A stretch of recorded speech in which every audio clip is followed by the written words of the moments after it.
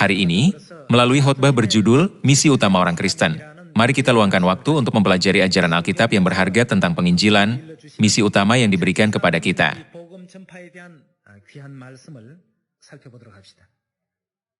Mari kita beralih ke Markus pasal 1. Mari kita lihat ayat 35.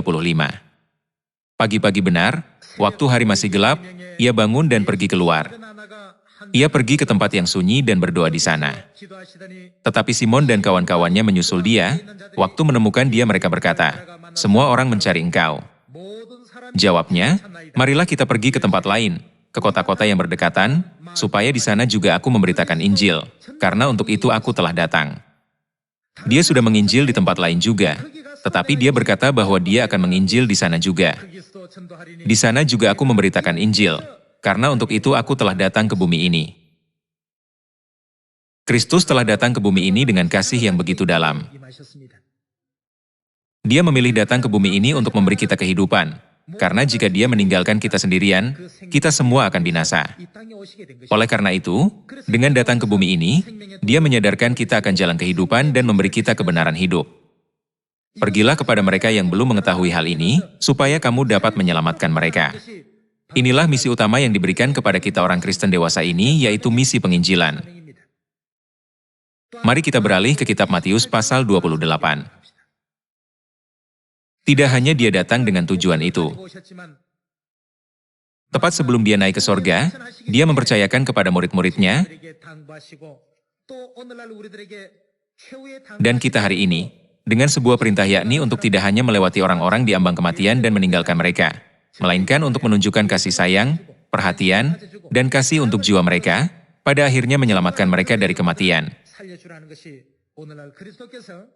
Ini dapat dilihat sebagai misi pertama dan utama yang diberikan Kristus kepada kita yang percaya kepada Tuhan di bumi ini. Mari kita lihat ayat 18. Yesus mendekati mereka dan berkata, "Kepadaku telah diberikan segala kuasa di sorga dan di bumi.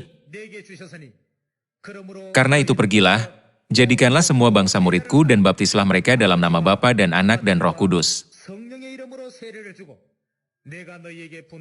Dan ajarlah mereka, apa yang harus kita ajarkan kepada mereka? Melakukan segala sesuatu yang telah kuperintahkan kepadamu. Dan ketahuilah, aku menyertai kamu senantiasa sampai kepada akhir zaman." Dia berkata, ajarlah mereka melakukan segala sesuatu yang telah kuperintahkan kepadamu. Dia memerintahkan para muridnya untuk mengajarkan kepada orang lain tentang keberadaan jalan menuju hidup yang kekal dan kerajaan kehidupan. Dengan cara apa hal ini bisa terjadi? Ini hanya dapat dicapai melalui penginjilan. Satu-satunya cara untuk mencapai ini adalah melalui penginjilan. Sebab itu, Rasul Paulus dengan sungguh-sungguh memberitahu Timotius dalam suratnya, lakukanlah pekerjaan pemberita Injil. Oleh karena itu, saya percaya bahwa kita harus menyatakan, jalan menuju kehidupan ada di sini. Jadi datanglah ke jalan kehidupan. Bukankah ini misi yang dipercayakan Kristus kepada kita semua? Berharap bahwa kalian dan saya dapat sepenuhnya memenuhi pelayanan yang telah diberikan Kristus kepada semua orang, saya ingin mengakhiri khotbah. Terima kasih banyak.